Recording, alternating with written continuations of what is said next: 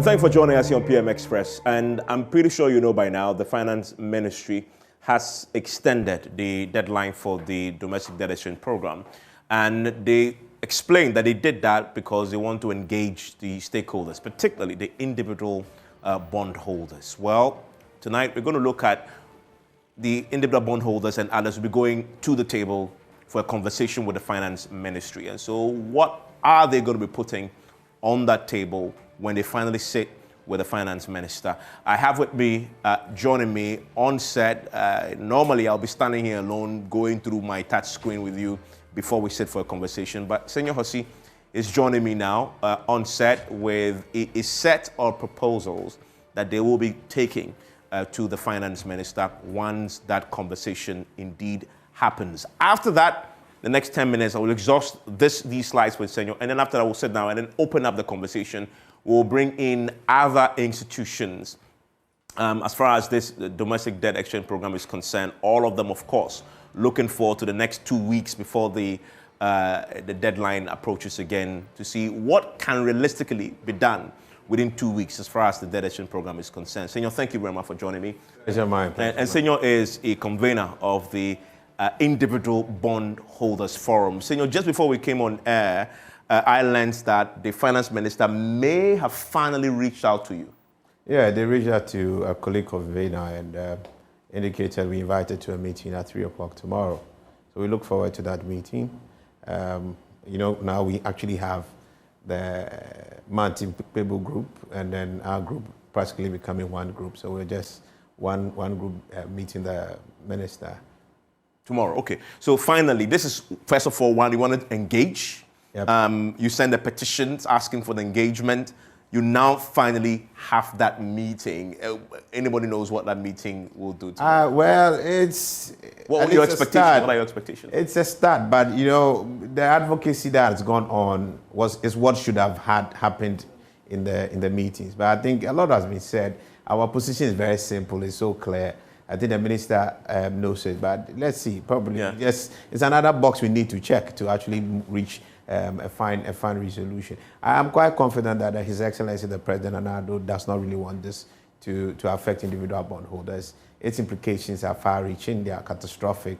I don't think that's the legacy he wants. A legacy that actually destroys the entire savings culture, a legacy that actually destroys the trust of the people in their government. And I don't think it's something he would want to really sign up for. They may not have thought through it, but I just wish we didn't have to actually make public advocacy and all this unnecessary noise to really get them to hear the case of individual bondholders. And here, we're not just talking about people holding investments directly on the CSD, but also the collective investment schemes. Everybody donating, not donating, saving 1,000 cedis out of their salary, earmarking that you have a direct debit, 500 cedis every month, going to an M fund, a TESA, Triple T, a Bura Capital Fund, a Fidelity Flip.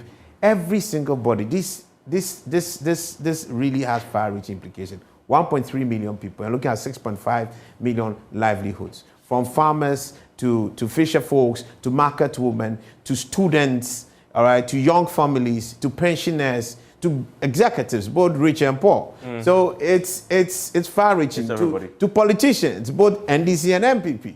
PPP and ZZZ, whichever one you want to call it. It cuts across every demographic in society. Impact. You've come with some facts. You've come with some facts, and let's go through the facts. And we're going to be going through a bit of the facts. And so let's see the day. So this is the Individual Bondholders Forum.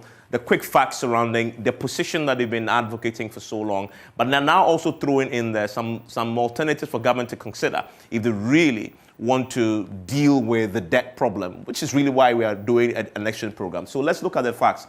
This is the first slide here. Utilization of 171 billion net borrowing. What point are you making with this? This is actually the incremental borrowing created by the current government between 2017 and 2022.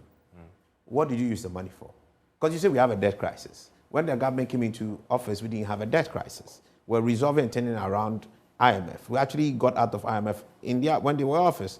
So how come did we get here? That's a key thing. Because if you don't understand how you got here, it's very difficult for you to figure out the right solution and the right category of people to really address. You talk about consumption. Consumption. So we spend all this.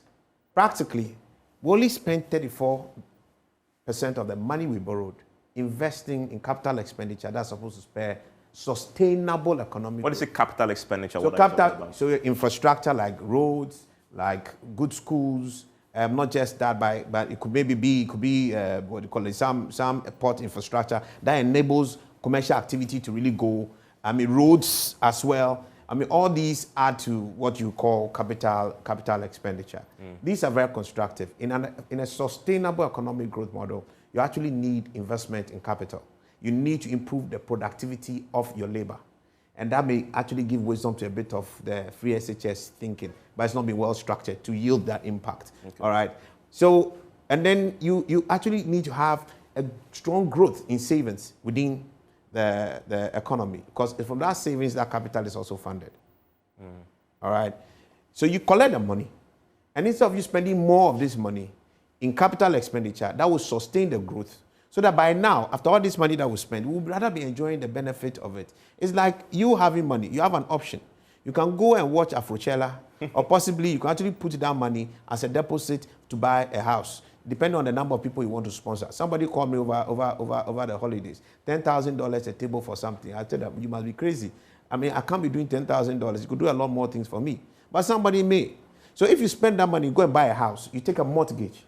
All right, and look at it. Your mortgage repayment may almost be as much as 3 tickets that you'll be having at Afrochella. So you do this mortgage, you can rent and make more money than the mortgage. So you pay off the bank and you own the house. That's why it makes sense to invest in. So that's all the Capex. individual, rational, wealth, proper thing, individual. But so, what has the government chosen? So government rather chose to consume. So the blue here. The blue here is all consumption. So they borrowed this much and they spend most of the money. Economic consumption. 66%. 66%, 2/3 of the money. Just, I don't want to say chopping the money, but that is the effect of it. Spending the money in things that really don't yield sustainable returns. But you still need some kind of consumption to spare an economy.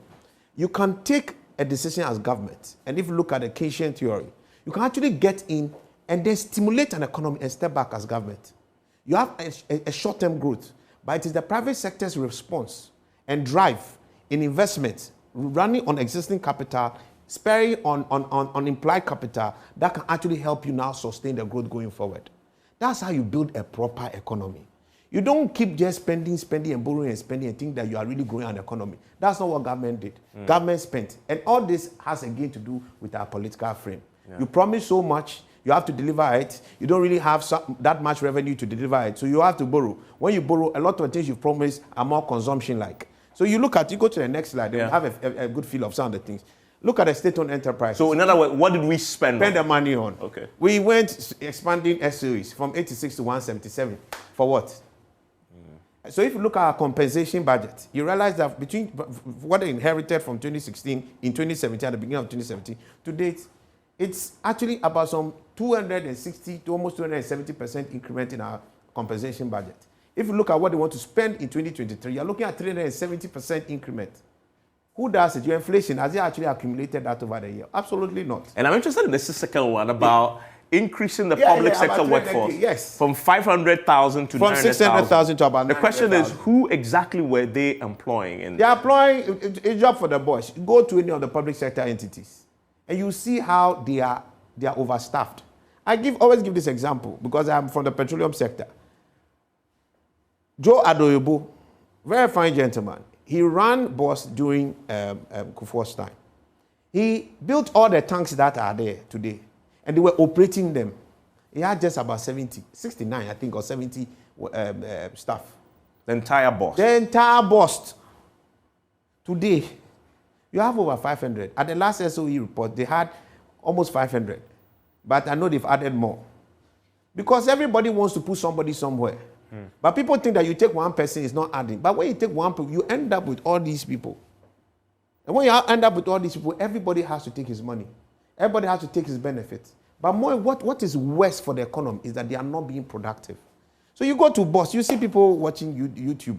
You go to MPA, you see the same thing. You go to the ministries, you see the same thing. Some ministries are very hardworking. I mean, a lot of the folks at the Ministry of Finance, some folks at the Ministry of Energy, very hardworking. Another whole set to just passing the time. And the last SOE report, so billions and billions a lot of that's lost. That's lost. And so you look at all the borrowing from this state-owned enterprise, they on their own are unable to even sustain their own debt. And that's why government has been somewhat underreporting its debt. Because when they talk about what is really sitting directly on central government. Now when they added the SOE debt, that's how come we went past 100%. And then to add to the that now we have multiple, you said multiple. You go to the SOE. Deputies. You go to the deputy, they appoint one deputy. Now they don't even appoint one, they appoint multiple. 2, 3 different deputies. For what? The institution was running functionally before. So why are we just creating jobs for the boys? Every party folk expects to have a piece of a pie. Which pie? Is Ghana a cake for you to chop? You understand? These are the problems. And look, I have to be fair to the MPP. It is not just them. Their predecessors also had that. So that's why I said there's a problem with our governance frame. Every government that comes, they do it worse. The MPP has done it worse than the MPP. No wonder on the average, we are almost going to the IMF after every 5 years. We will just keep going because this won't change. That's my biggest problem in this entire thing. You are making us suffer for crime we didn't commit, crime that you are responsible for the bad leadership that we have suffered. But we'll get back there because when we end up going on, you have another one. Just a bit. I was going to show you one last. Let's. One last. Well, as you keep borrowing, as you keep spending, and you are borrowing, what comes? You have more debt, more interest. Yeah. And you have flagship programs. Because it adds up. It adds up eventually to the debt. My former boss, Chasado, if you're anywhere, I greet you. He always tells me, Senior, every little adds up. So don't give small money chance. My mother will say, if you don't know how to count your pesos, you'll never see your CD. And this is what politicians fail to see. Everybody sits in a small place and think, I'm just adding, or it's just one more car, it's just one more person. If you add this person to the staff, will it change? But imagine that you have, maybe 1,000 people, and everybody's adding that almost every month. What's going to happen? Okay, so that's a cumulative effect. And where we are right now is as a result of... It's a result of this kind of reckless management, which we will not do if we were running our own businesses. That's one thing you should remember. Yeah. Now we're looking at the debt exchange program, creating a 22.7 billion fiscal space for debt. Yeah. So this is in essence the space we want to create with all the debt exchange, the DD. So there's this budget of 34 billion. That's the actual domestic interest provision plus the energy sector levies transfers. That's about 34 billion. You have an external debt of 21 billion. That's not yet been negotiated. But if you actually look then into this, the portion that is eligible right now for this conversation is 23 billion. Of interest. If they do this arrangement and for 2023, they are paying nothing. It means they are going to save 23 billion. Then they'll pay 662 for the cash tender.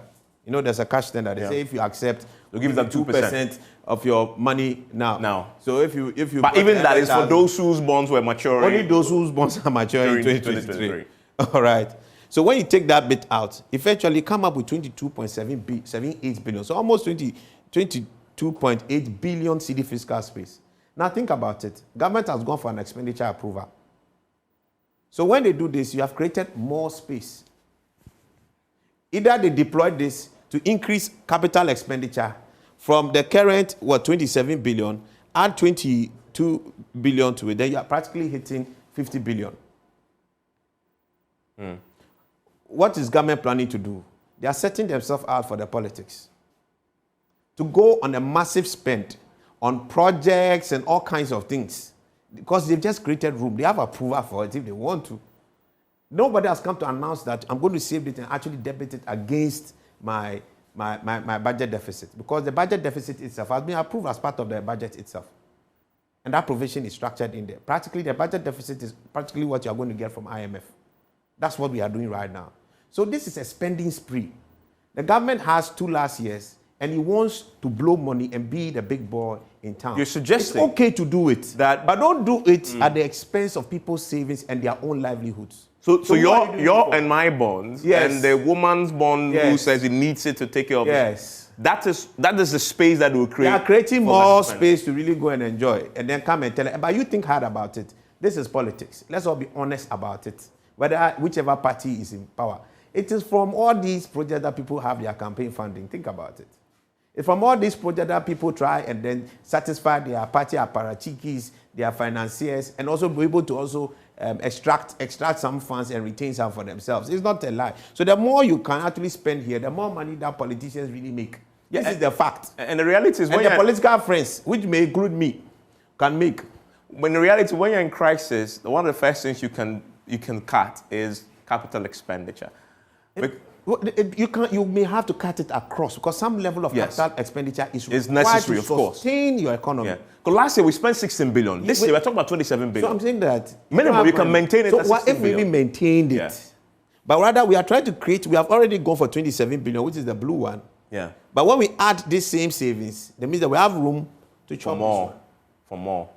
It has never happened in the history of Ghana. Government's expenditure can stimulate growth, but not sustainably. It's the private sector's investments that sustain growth. It's you building this, all right, and employing people and building a business and keeping people in a very professional, sustainable way that sustains business and productivity in the country. But government can say, I'm going to clear this road so that you can come and build here. And once I clear this road, a lot of people start building shops, building factories around here. Then you have sustainable growth. So they trigger. They don't run an economy, they trigger. And that's what governments are supposed to do in a typical property-owning democracy. That's why I've been saying that the NPP, as I see it today, I can't recognize it.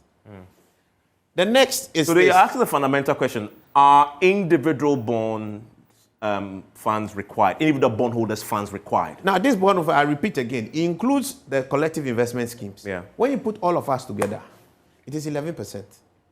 Government of the total. Government says it needs 80% of the entire eligible bonds. So if you need 80% of the eligible bonds, that's what you see in the green pie. The full pie is the total eligible bonds. The one that government needs is the green part of the pie, the green fraction of it. The piece of it is this one. This small piece are here. It's what individual bondholders are. So you can take them out and you still have your green portion. So the question, why are you chasing these 6.5 million livelihoods? What have they done to you? They've earned their money. They've entrusted you with their taxes since 2017. If you've mismanaged it, you've failed to optimize it, and you've come to them and you've asked them to pay more, they've also accepted that I would pay more. Pay VAT. We say we'll pay more. Have you seen anybody go on a aluta over the VAT increment? No. Tell me who has gone on a aluta on e-levy. We haven't seen Kumi Prekon from individual bondholders or anybody, nothing like that. We have accepted it. We are sensitive people to the economy. But now if we've done all that, in fact, now you want to put your hand inside our pocket. I mean, why? I mean, it's just off. And the factual, you can take The biggest story in this graph is the fact that government does not need individual bondholders. It doesn't need to distort the lives of 6.5 million people to be able to achieve its goals. And this is not coming from me. It is coming from the Ministry of Finance's own info memo. You all must have read the communique, the press release rather. It says 80%. 80%. 89. So please, Exodus 5:1. Let my people go. Braken, yeah. Now, so value of your investments in the debt exchange program. But what's the table showing? Now, this green line is actually your investment.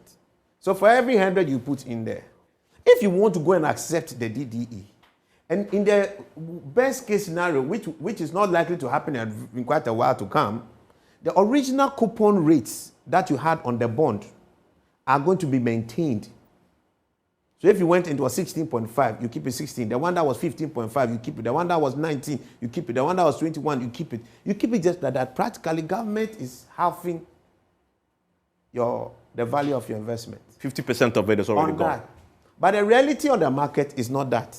Yeah. The reality on the market is your next best option. So you look at it in economic terms, we're talking about the opportunity cost to actually determine what your discount rate will be. The opportunity cost on the market today, considering the fact that you still have the same issuer, is your treasury bill. It's only benchmarking on 5, practically nothing. And if you want to go yield matter, you not be fair to government. But in the analysis, you have to be fair. Use treasury bill rates to value this same offer that government had given us. So let's call that the DDE2. Maybe on the 31st, we'll have DDE3. DDE2, it means that your 100,000 cedis, the value of it will now become 29,000 cedis. Actually less than that. This is a rounded number. That's what it means. You go and sign and accept it. Your 100,000 cedis has become a 29,000 cedis with no backup. Individuals are not banks. Where central bank will say, I'm putting in a fiscal stability fund to give you liquidity for you to work, and maybe you find a way to recover something. Or I'll change your cash reserve ratios, your capital. We don't have anything like that. So if you have dialysis to pay for. Well, for you, there's nothing to go at. If you have dialysis to pay die. for, and this happens. You will die. Okay. You can't call the Bank of Ghana and say, stability fund, I need some. You can't stable yourself. You will stable your death. That's where you are heading. It's as simple as that. That is why this is very, very serious. And I'm very passionate about it, because I don't think that the policy thinking is properly aligned to the numbers that they are pressing over there. The people you are dealing with are not numbers. So Ministry of Finance, these people are not numbers. They are not statistics. These are human beings. These are livelihoods, 6.5 million people. Please, don't toy with their lives. Don't destroy them. For what? For them believing in you, trusting in you. And the central bank is one of the people that we must be calling out in this matter. They zero risk government bonds. They've been zero risk in it. What do you expect us to do? Apart from believe our central bank. Nobody, and I repeat, nobody in this country, not even the president, has better economic information than the central bank. They have a total best eye view. They know who is moving money, who is not moving money. They know exactly the state of our debt at every point in time. Nobody is better informed than them. And we trusted the central bank. We chose to trust them. We have every reason to trust them. But today, that trust is being breached. And it's one of the cardinal principles. As a bank, your word is your bond. So the central bank governor, Dr. Addison, Dr. Maxwell Afari, my sweet sister, Elsie, please, you owe us a responsibility to ensure that the promise you gave us stands. The assurance that government risk is zero stands. So please, make sure government does not rip us dry. That will not be right. That will not be fair. It will be a breach of the trust that the people have voted and vested in you. Let's deal with this last slide here. This one is a very interesting one. It's supposed to show you how far we have come. And look at the expansionary nature of our budget. When you are broke, do you spend more or you spend less? You spend less. But this is the only government that does the reverse. And you are not America. America can do that. Because they are never broke. They are the ones printing the dollar. You don't print the dollar. So you will be broke. Our government is increasing its expenditure by practically 40%. We are adding 54 billion to it. So think about it. How much is government saying that is on the table? 138 billion. Right? Yeah. They'll say 137.5 billion. Yeah. So if government alone said that, look, for this year, I'm not even going to increase any expenditure, it means that you can save 54 billion. I'm going to spend my life just like I spent in 2022. Last year. When you spent your life in 2022, did we die? No. Are we not here? So you can't do that, but now you want to increase by 40%. It's like the highest ever. Then you come to compensation. You break it down. The compensation, the salaries. Salaries, yeah. It's gone up 17%. But remember that these things actually, when you look at the current one, you are past 300% from the time they came into office. Yeah. What are you increasing this 17% for when you are broke? Won't you rather say, look, maybe I even want to increase the salary of my staff, but I have to reduce the size of my workforce? That's what you do. That's why the conversation about reducing the size of government comes in. It comes critical. Because from this, you have actually increased 6.5 billion. And that is almost the same amount that you have to pay individual bondholders for 2023. The increment. And with this 30% increment, possibly more. Me, I have no problem with labor. I'm happy labor gets more money. But labor has it more efficient. So if the labor is oversized, you reduce it. And you rather move labor where it matters a little more. Look at interest payments. The only these domestic interest payments, the increment in it that was budgeted for is only 1.2 billion. So what is the crime? In fact, it's actually a reduction. The plan for it is a reduction, minus 4%. So with that minus 4%, you can still survive and even pay every local bondholder. Not even individual, everybody. So if you take out just the individuals from inside, you take our coupon portion out of it, it's also about some 1.something billion, just about this. Plus the entire portion that is maturing, combined you get about 6.6 billion. Other expenditure, you have increased your other expenditure by 18 billion. Because you have provided 26 billion. Most of it are going for energy sector shortfalls. Guess what? That has to do with the power sector. You take a company like ECG. ECG is losing about 3 to 4 billion cedis every year. It's just until recently that we've really had a good MD. What's his name? The gentleman's name? Samuel Dubik Mahama. Yeah. And he's trying to reform the place. Yeah. If you're appointing people over the right properly, on meritocracy, and not just appointing party para chicks, would have saved money and wouldn't have to be spending 24 billion. Let's wrap it up, Senor. For waste. I see goods and services, and I see capital. The goods and services is the one that always gets me, right? We've increased it again. They've increased it. That again tells From 5 you to 8 billion. lifestyle. It's all government lifestyle. Meaning that we are going to enjoy our V8s. We are going to have a lot more travels where we can do most of our things by Zoom. Because in any case, we are keeping a lot of employees who are almost doing nothing. We have to get something for them to do. All right? But also in these places where you find things like the free SHS. Yeah. So you find them, but we are increasing. Why do you increase your costs when you don't have money? Yeah. You see, that's the fundamental thing. Then the capital expenditure. Which we talked about. You're adding 12 billion to what? About 15.7 billion. Almost doubling it. That's 76% increment. Yeah. So the point we're making is individual bonds versus Capex. And that really sort of ends the point for you. Individual bonds are 20%. I'm saying Capex is... you have done 27 billion. Forget about the savings that you are going to add and make this year about some 50 billion. Mm-hmm. Forget about that one. Let's even assume that you have not. We are saying that if you reduce this your 12 billion increment and reduce it to a 6 billion increment, you should be able to find 6 billion to pay us. Yeah. And look at this piece. And you don't need to include individual bonds. You don't need to include that. This whole thing. I don't know. Yeah. This particular thing. It's an own goal. It's not typical of an MPP government that is supposed to be thinking through things. So let's wrap this up now. Last slide. Let's look at the last slide. So which is better? And there are many people who argue that, well, if you take the government new offer, then you are better off. The argument is that that can't be the case. Please, anybody who tells you it's a lie, he's uneducated, has no skills, is not worth any attention if you're an individual bondholder. You said 1 + 1 can't be 3. It can't be 1.5. It's not senior. This one is just maths, it's science, it's finance, it's economics, and again, it's common sense. Current bonds, right now, your investment is retained because that's your expectation. You went in for 16%, you are getting your 16%. No problem. Secondly, if you take an ESLA or you take the Dachi bond, the source of the revenue is secured. The ESLA is even governed by British law, English law. It's not even governed by Ghana law. You are taking, anytime you buy petrol, the money to pay your ESLA flows in. So now you're already taxed. You're already taxed to pay off the bond. Mm. So because what you did was that the people who bought ESLA bonds, they were pre-financing the tax flow. Mm.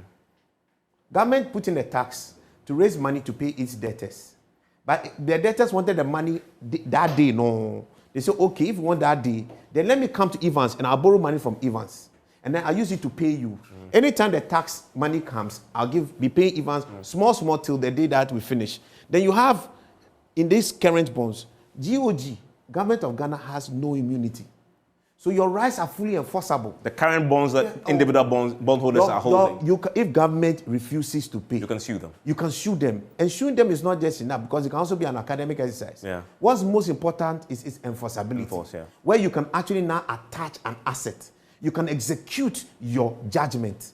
Under your current bond framework. You can do that. You can do that. But under the new one, you can't do that. You can sue them, but they are waiving your right. They are making you waive your right and granting them immunity against you attaching any asset of government that is for a public purpose. So it's not executed. Tell me which asset of government is not for a public purpose. Which asset of government is for private purpose? Then you're a thief. Yeah. And then you also stress you lose up to 72%. And it could be more from it could be more if you want to really look at the real value of your money. Means you have to benchmark it at a minimum to inflation. Yeah. If you do it at inflation, your money from 100,000 will come down to 12,000.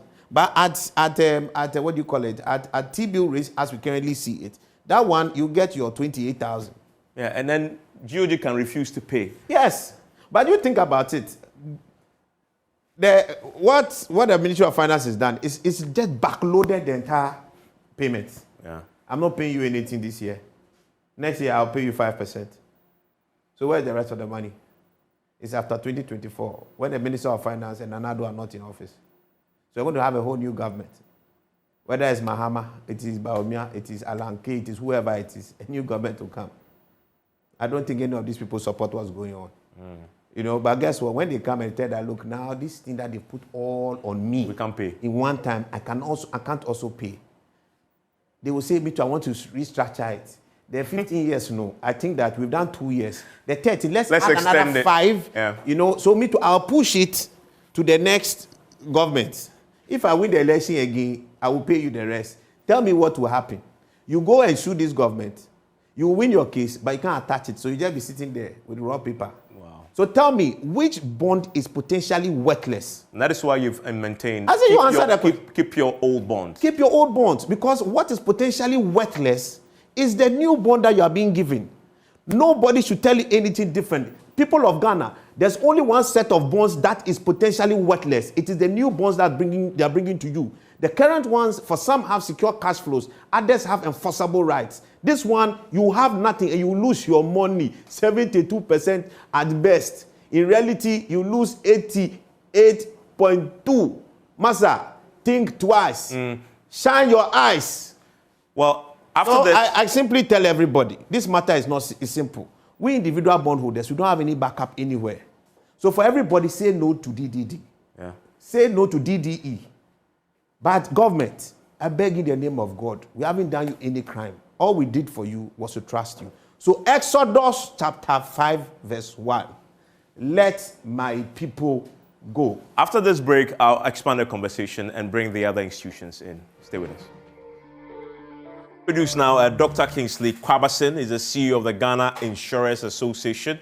And then Antonio, Kise Antonio, is the Vice President of the Ghana Securities Industry Association. He is in the studio with me. I'll come to him shortly, but I want to get Dr. Kwabena's view quickly because I wonder, Dr. Kwabena, are you with me? Please unmute for me. Yes, I am. Fantastic. The thing has been extended now, and the minister said extended for consultations. I'm just curious whether you've received an invitation to come back to the table and talk. Thank you for having me, and good evening to your cherished viewers. I think that the issue is that on Friday, we presented a letter, which was a follow-up of the various discussions that we've had with the Honorable Minister and the regulator. And based on that, I strongly believe that it was part of the decision, part of the documents that led to the decision for the extension. We received the news of the extension only yesterday, so we are anticipating that there will be further consultations, but till now we've not received any formal formal invitation for us to have further discussion on the issue. So we are looking forward to that. Okay. And let me ask then, if that consultation happens, what are you going to the table with? I'm assuming in the letter on Friday you would have possibly elaborated on those. Can you share with us? Well, thank you. I think the context is as important as the content. Now, we've had a series of discussions in terms of discussions with the minister. We've had 2 discussions or 2 meetings, but we've had a couple of discussions with our regulator, which is the National Insurance Commission. Mm-hmm. And one of the response we received from the commission, from the minister, the last response we received, the minister raised the fact that it was important for us to have to give positive signal to this in terms of our industry, just so that we find a way of moving the process forward. Mm-hmm. And so based on that particular signal, we tabled some issues that must be looked at. First and foremost, there was the discussion that we must have consultations with our regulator on some of the forbearances that will help mitigate the effect of the domestic debt exchange on our industry. And also we raised the issue of the coupon rates as it is now. As in that the there's a need for 5 and then, average of 10, 10, 10 over the period. Yeah, the form as it is now. Okay. For example, you look at a situation where you have different bonds with different maturities but same pricing. We think that we must have a second look at that. And also, if you look at the fact that per our arrangements, we've made some assumptions which underpinned our claims payment potential.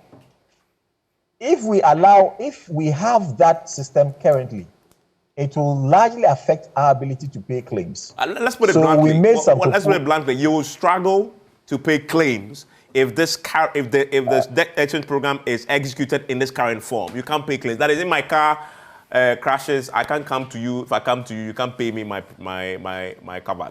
That's what you're saying. I think those are your words. But what he says that the entire insurance industry is going to turn to a prayer warrior industry. Pray that you never have any claims. Exactly. But the serious, because people need to understand what you're saying. I mean, I have an insurance with a company. What you're saying, in effect, is something happens to my car today. If this is implemented the way it is, and I come to you and say, please, my car is something, help me fix it, you will struggle to find the money from me, although I pay my premium.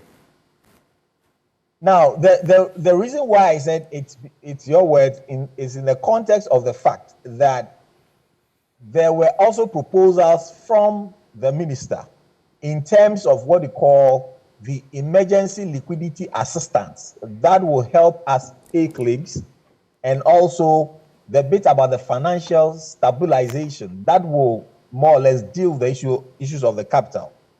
The only challenge is that we've not had the terms and conditions and clear directions as to how much in terms of the quantum, as well as the directions and the processes that will allow us to even assess that particular assistance. Okay. So there seems to be some difficulty in terms of getting the exactitude as to how we'll be able to use those facilities, assuming that there are challenges with liquidity.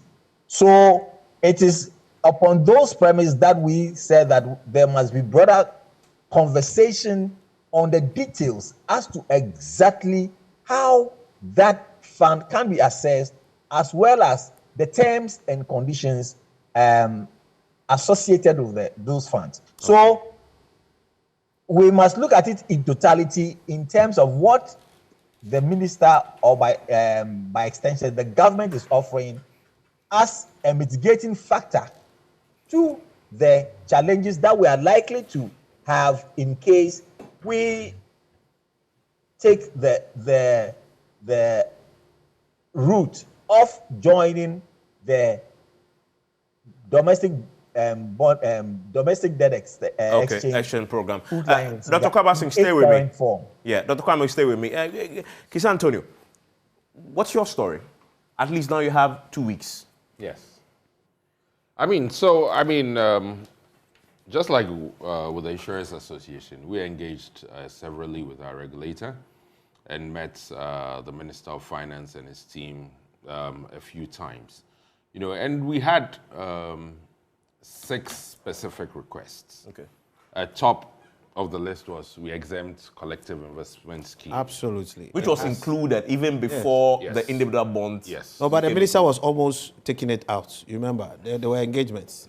So we wanted the CISs exempted. We thought more bonds should be issued, because don't forget that initially there were 4 bonds, which are maturing, I think, 2027, 2032, whatever you. And, they had the same characteristics, same interest rates, even though they had different tenors. In finance, once you have a longer tenor, a longer interest rate to compensate for the risk of holding out longer. We also thought it was important to have a yield curve, because that will enhance the tradability, Reduce it. What does that mean? and liquidity of the curve? fund. And then, of course, we're not down with the 0 coupon. And initially, no accrued interests were to be paid, prior to the settlement date. And So obviously, so now that we have the 2%. well, that's it's been described as a cash tender fee, right? Something to that effect. And then we wanted Esla and Dachi exempted. I mean, he harped on For good it. reason. For good reason, yes. The structures are still there, not impaired. and most importantly, they have collective action clauses. Yes. You can't amend or collapse that structure without having, the approval of 75% of bondholders. So, and obviously, if you collapse that structure, securitization It's gone.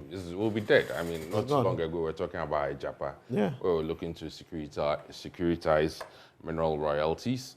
In more developed markets, you securitize, receivables from like infrastructure projects and stuff. So, I mean, our nascent or embryonic, securitization market will virtually be dead on arrival.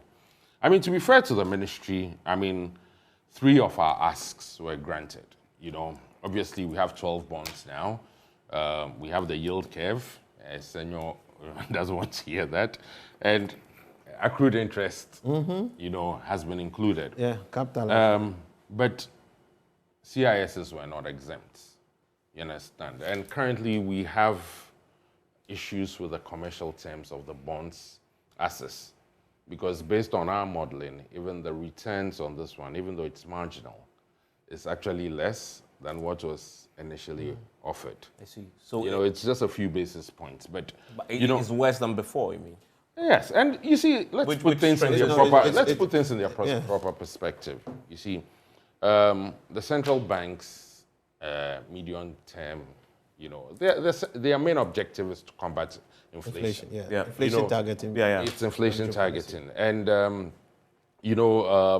target is they're looking at 8 plus or minus 2%. Yeah.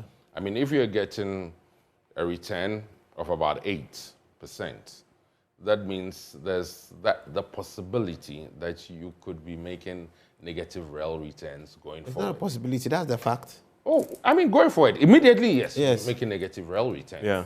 So for us, those were the things we asked for. And just like the insurance association, I mean, last week we wrote requesting, we requested for a 2-week extension. You see, unlike the insurance industry or the banks, we manage client funds, Yes. right? So we don't have what we call a proprietary position Yeah. on our books. You Apart see, from your shareholders' funds. yes, it's Yeah. apart. So these are, segregated mandates. So, I mean, we took the decision as an association that, look, we are not happy with the terms being offered, but engage your clients. You understand? Tell them what the potential consequences of signing, accepting the program in its present form, or rejecting it, and let them make a decision. But we were still going to continue engagements. And even in our letter, we said that if investors were to basically decide to subscribe to the exchange, any other offer, any other better terms, which will be extended to any other investor grouping, should be extended to those clients as well. So in all that story, we now have 2 weeks. The Ministry of Finance has talked about engaging. And this time, we hope there is going to be the proper stakeholder engagement. You don't think you've had that? Proper stakeholder engagement? You see, In this proper definition? They went to meet their headmaster.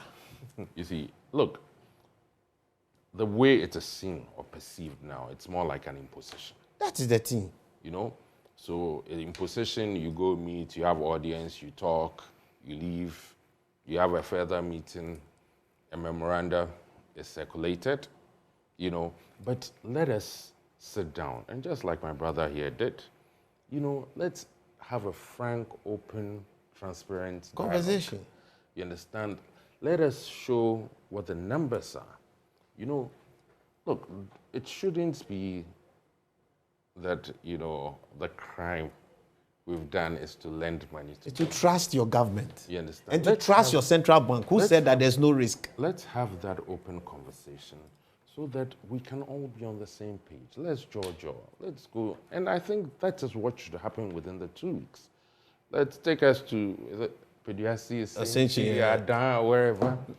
Let's sit down 3, 4, 5 days. We don't have money. That one, I don't agree. We'll sit at conference center. Wherever it is. You know, Yeah. and let's come to agreement. Those are that's the way I see it, the only viable way for us to come to some sort of consensus. The way it is going now, my biggest fear is that there will be some stalemate or logjam. Even with the 2 weeks now that you have.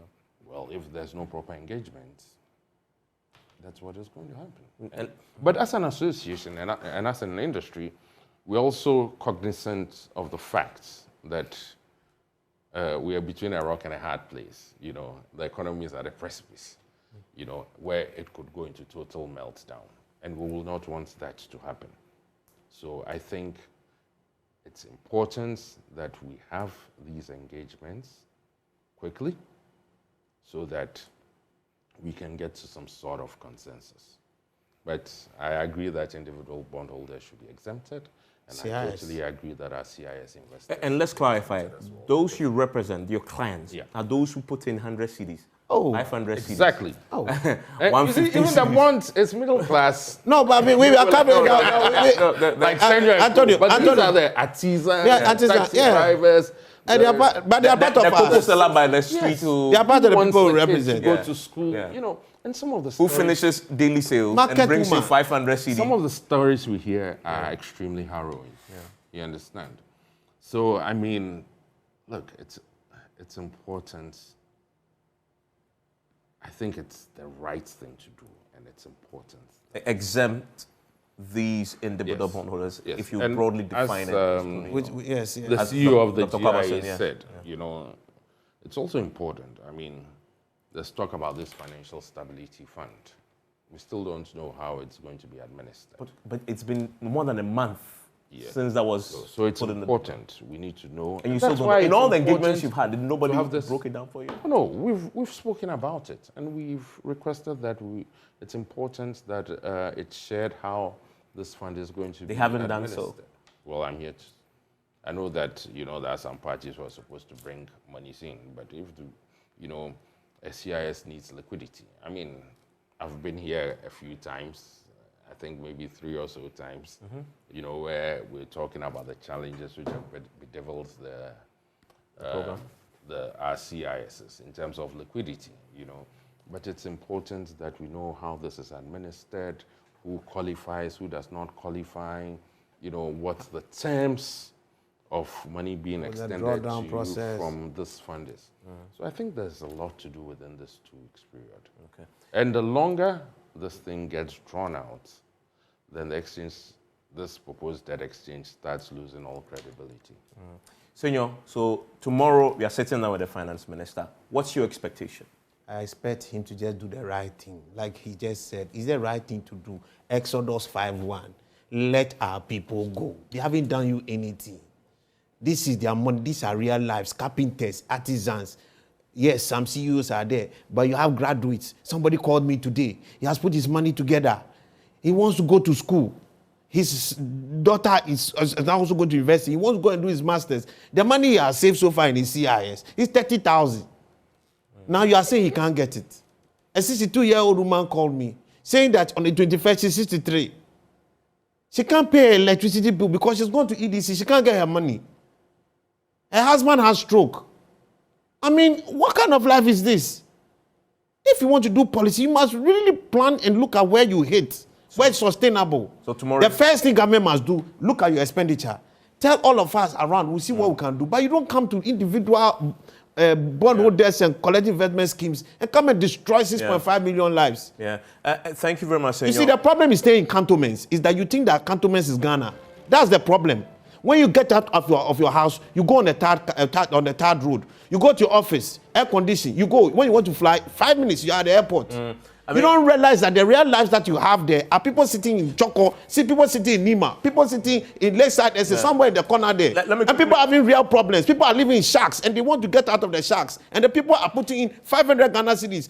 100 Ghana cedis every day, 20 Ghana cedis every day. And today you go and tell them they can't have their money to make money out of their life. But you are sitting there in your air conditioning, driving a V8, and you say you are a minister, and you say that you are serving us. Meanwhile, you are now loading us and giving us instructions, stealing our money. Yeah. Why? Let me quickly get a quick 30 seconds to Dr. Kwabena. Dr. Kwabena, are you so expectant that you will receive an invitation for a sit-down with the finance minister? We are trusting the minister. Please, can you hear me? I can, yes. Yes, we are trusting the minister, but it's important that we, as I said, the context is important. We are talking about total liabilities of 5.9 billion, policyholders of 7.4 million, employees of over 15,000, and so on and so forth. And on daily basis, we pay in excess of 4.5 million Ghana cedis as claims, which translate into about 1.6 or close to 2 billion in a year. We are saying that whatever arrangements that is put in place in terms of the domestic debt exchange, we should be in a position to honor these obligations, because some of them are guaranteed policies, which means that regardless of what happens, we have a contractual obligation to be able to pay the claim. That mandates us, or it's an obligation for us to pay these claims. And please, practically, we're looking at somebody who is amputated, and we must pay the claim for the person to be able to live life meaningfully. These are practical issues, and I think that the right thing to do, and I trust that it will be done, is for us to have further engagement on the issue, just so that we will be able to continue to offer the service. Don't forget that insurance is the safe bet in terms of risk management. But if we find ourselves where we insurers are ourselves in a risky environment, that even makes it difficult for us to do our job. And so we look forward to further engagements just to ensure that we are able to honor obligations to society. Dr. Kingsley Kwabena, thank you very much. Kis Antonio, I'm grateful. Your invitation is not here. Senior got his tonight, so I mean, I've been there several times. You've been there. Enjoy the rest of your evening. All right. the